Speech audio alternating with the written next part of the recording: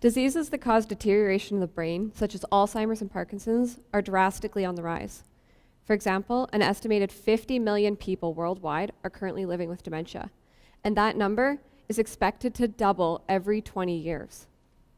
While it was long assumed that the only cells in the brain capable of communication were the neurons, we now know that astrocytes, which are star-shaped support cells, play essential roles in communication as well. These support cells are actually 10 times more abundant than the neurons in our brains. Additionally, these astrocytes are consistently shown to be dysfunctional in these diseases like Alzheimer's and Parkinson's. When most of us think of the communication in our brains, we think of the excitatory electrical activity. However, if our brains only had excitatory activity, we would essentially only be capable of seizure activity. Therefore, we also need inhibitory activity to suppress this excitation. This serves a couple purposes. The first being to inhibit seizure activity, like I mentioned, and the second being to help us focus on information that's relevant at the time. For example, each and every one of us is getting sensory information from our eyes telling us that our nose is in the field of view.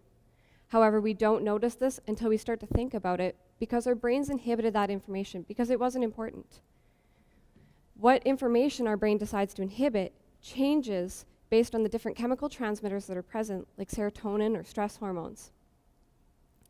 Interestingly, this inhibition is also dysfunctional in Alzheimer's and Parkinson's. So given that both astrocytes and inhibition are dysfunctional in these diseases, it follows that the two may be related. We hypothesize that astrocytes are helping the chemical transmitters that affect inhibition reach the target neurons that produce that inhibitory activity. And why is that? Well, look at astrocytes. Each and every single astrocyte can be in contact with over 100,000 cell-to-cell communication sites that we call synapses. My experiments use a technique called electrophysiology, which allows me to measure electrical activity in live mice brains.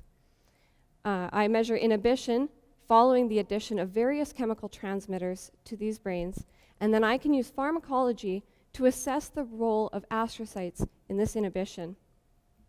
My data is supporting my hypothesis that astrocytes are involved in inhibition and providing evidence for a novel role for these important cells in our brain's communication.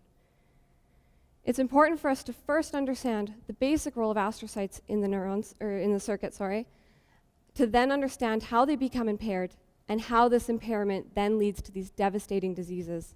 Thank you.